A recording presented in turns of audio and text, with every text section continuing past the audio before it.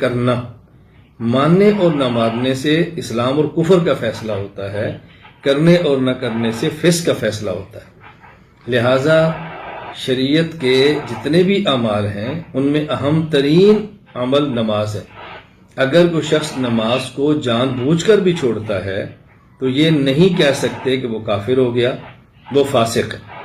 ہاں، جو حدیث پاک میں آتا ہے، رسول اکرم صلی اللہ علیہ وسلم نے ارشاد فرمایا، یہ حدیث المعجم الاوسط للطبرانی حدیث نمبر 3348، حضرت انس رضی اللہ تعالیٰ عنہ سے مروی ہے کہ آپ فرماتے ہیں، رسول اکرم صلی اللہ علیہ وسلم فرمایا، من ترک الصلاۃ متعمدا فقد کفر جہارا، جس شخص نے جان بوجھ کر نماز کو چھوڑا تو اس نے کافروں والا کام کیا۔ اصل میں ایک ہے حدیث کو پڑھنا اور ایک ہے حدیث پاک کو سمجھنا۔ پڑھنا کافی نہیں، سمجھنا بھی ضروری ہے۔